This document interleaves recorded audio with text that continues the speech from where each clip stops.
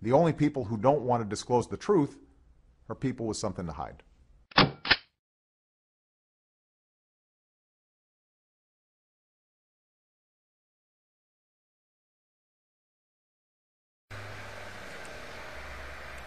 We got other news that we're going to get to today as well, including Obama's uncle.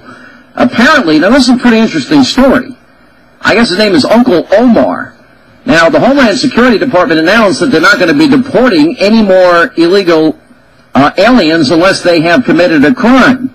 So I think they may have their first deportation case that comes up in Boston now that it's been discovered that President Obama's allegedly drunk driving illegal alien uncle was carrying a forged Social Security card. I'm not a legal expert, but I do believe that trafficking in counterfeit government documents is a crime. Now, President Obama, his accused drunken driving uncle, who was busted after a near collision with a Framingham police officer, has had a valid Social Security number for at least 19 years, despite being an illegal immigrant ordered to be deported back to Kenya, according to the Boston Herald. Now, the president's 67-year-old uncle has had a valid Massachusetts driver's license, Social Security number, since at least 1992, according to the Registry of Motor Vehicle spokesman. And apparently he was wobbly-legged, slurring his speech, red and glassy eyes when he was pulled over at 7 p.m. Wednesday in Framingham. Now, a marked cruiser pulled him over just past the Chicken Bone Saloon, is what they call it, about a mile from his single-family home. He's the half-brother of the president's father, identified in some accounts in the press as Uncle Omar. Initially denied drinking, but then admitted to having 2 beers after police said that they smelled booze on his breath.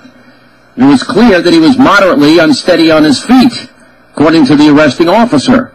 A spokesman for the Cleveland immigration attorney, who's representing this guy, said that they wouldn't know how he obtained a Social Security number. This is the same lawyer who represented the president's aunt in her fight to win asylum last year and reached at her apartment in a South Boston public housing complex yesterday. She said of her brother's arrest, "Why don't you go to 1600 Pennsylvania Avenue in Washington, D.C. and ask your president, not me." Then she hung up on the reporter. Asked about the issue yesterday, Governor Deval Patrick said, "You know my stance, illegal is illegal. We need a comprehensive immigration reform." What does that mean? We need a comprehensive immigration reform. What does that mean? Does that mean that he should be deported or not? The only people who don't want to disclose the truth are people with something to hide.